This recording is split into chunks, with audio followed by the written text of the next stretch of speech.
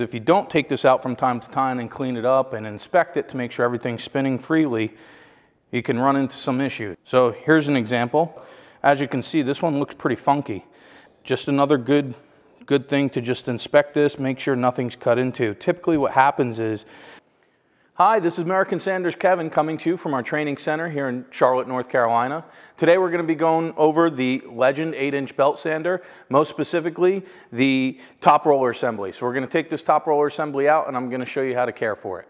Okay, so when we start out with going to address our top roller assembly, first thing we want to do is make sure our machine is unplugged and not connected to power. Next thing we want to do is we want to make sure there's no paper on the machine. If there is paper, you want to take that off now. Then we're going to want to open up our side door here, our belt door cover, okay? And we're just going to want to drop the tension off the belts, just like so, all right? Now you could leave the belts on, you just want that play right there so that you can have access to the 3 bolts that hold the top roller assembly into place. Our next step is using the Allen key, the 3/32 Allen key that's provided with the toolkit on your Legend. We're going to take this lever out after we put it in the down position. So we're going to use this to take this little set screw out, just like so. Now I don't pull the set screw all the way out, I just loosen it enough to take the lever out. We're going to put that to the side, and then I actually screw this back in so we don't lose that little set screw. I'm going to put this Allen key right back in its designated spot here. And then I'm going to come and I'm going to take our 7/32 Allen key and I'm going to use that to loosen up these 3 bolts. Now these 3 bolts are the bolts, like I said before, that hold the whole top roller assembly in place on the machine. So we're just going to take these out just like so. Now if you see this middle bolt here that I'm loosening up now, it's got a wire connector on it. We just want to be cautious of that when we're taking the screw out. And it could just stay like that. It's not going to get in the way. And then we got our 3rd bolt here. There. Now that all 3 bolts are out of the machine, we can come over here and just slide the whole top roller assembly right out of the machine. Now we're going to take this and put it on the bench and get a closer look. So now that we have our top roller assembly out of the machine and on our bench, first thing we want to take note of is to see if there's any kind of dust buildup anywhere in the assembly. So as you can see, we have this big cutout here, and I'll actually open this up so you could see. This was one of the big improvements that we did compared to the early model floor crafters, is we made this cutout in this assembly so that dust buildup isn't as big of an issue as it previously was. So dust kind of just falls down through here and gets sucked into the dust bag on the machine. In terms of everything else, you want to make sure that there's not much dust buildup in here around your roller assembly. You want to lift it up and spin the bearings, or spin the top roller and listen to the bearings. If you hear any kind of noise, that's a pretty good indicator that you should look to get your top roller bearings swapped out. Also, you want to take this time to inspect your guide rollers, both here, and you're going to do the same thing. You're going to spin them, make sure they spin freely, just like they were, and make sure there's no hang-ups. If they make any noise or anything like that, you should swap out your guide rollers as well. Another telltale sign that something's wrong is sometimes you'll see when a bearing in your guide roller does seize up, you'll actually see the paper, because the guide roller won't spin and it just sits in one spot, the paper will actually cut into the metal and you'll have like a shelf there, and you don't want that either, because that's going to damage your paper and it's going to affect how your machine runs. So those are 2 other things to look out for. Lastly, you want to inspect your boot here, your rubber boot. So most importantly, you just want to feel it and make sure it feels soft. You want to make sure there's no dry rot or anything like that. It is rubber, so over time, as it's exposed to hot and cold, you know, just like a car tire, it's going to wear out eventually. And the zip tie here, you want to make sure that's on there good and tight. Make sure it's on this base assembly so that no dust can get into this mechanism here, okay? So that's all good. This is in pretty good condition. There's not much dust on here. We're going to go ahead and just vacuum this out anyway real quick before we put it back in the machine to make sure it's perfectly clean and looks good and feels good going back in the machine.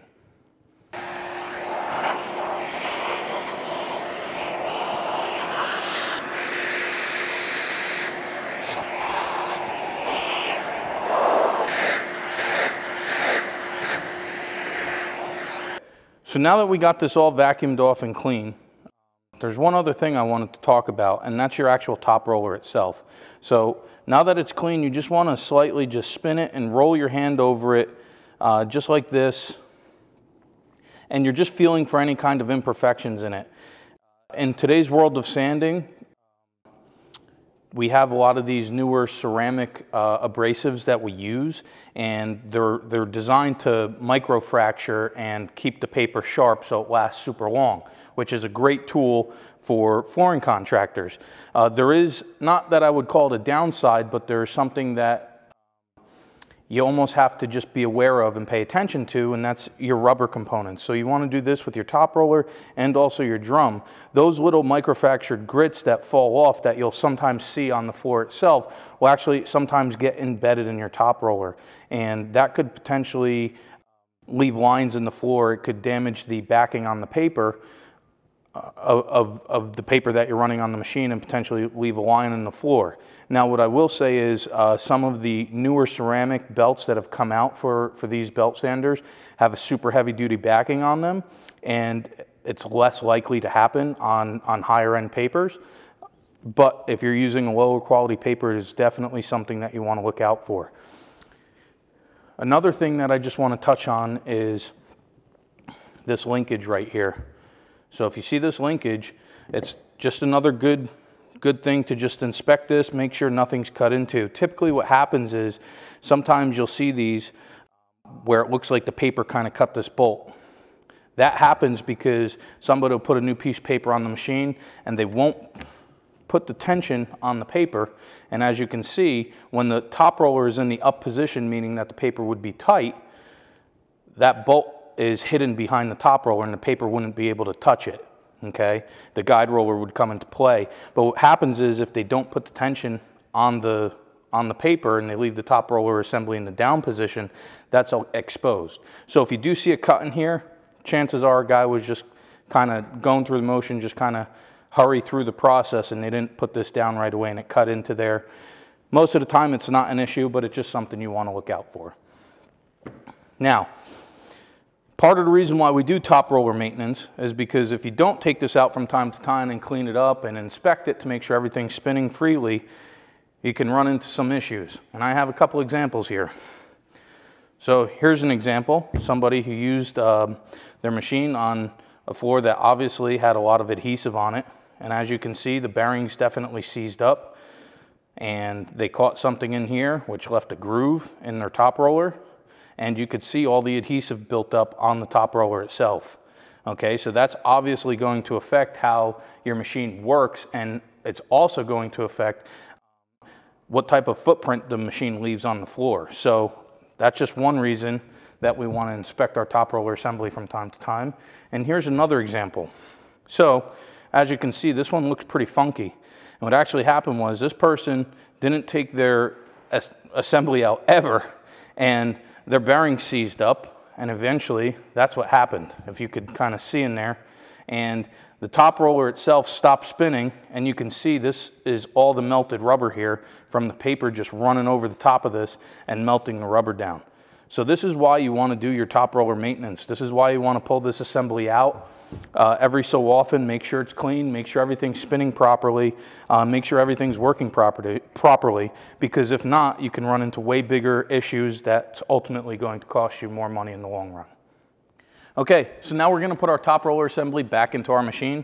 First thing we want to do is we want to make sure that that top roller is in the down position.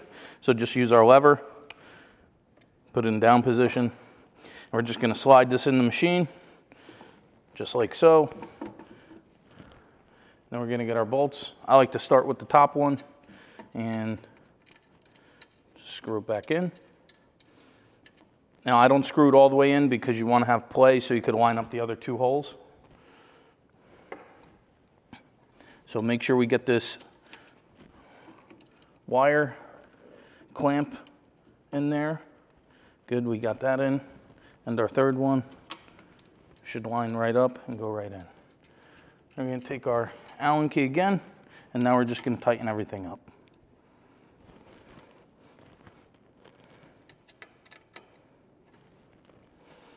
After you get them finger tight, you just want to go back and torque them down. You don't want to torque them down so much that, you know, you strip them out or you make it impossible for it to come out again in the future. You just want to make sure it's in there tight so that it doesn't move around and vibrate on you.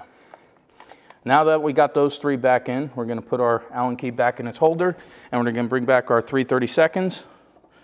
We're going to loosen up that set screw.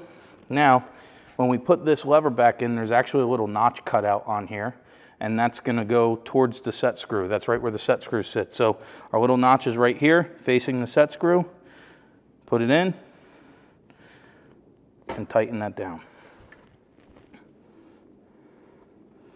Put our Allen key back. Put tension back on our belts, close our door. Now we're ready to sand. Thanks for stopping by. If you like this video and want to see more like it, please leave a comment below letting us know what type of content you'd like to see in the future. Also, don't forget to smash that subscribe button. Again, this is American Sanders Kevin, helping you get the advantage. I'd like to see more future comments and would like to see more,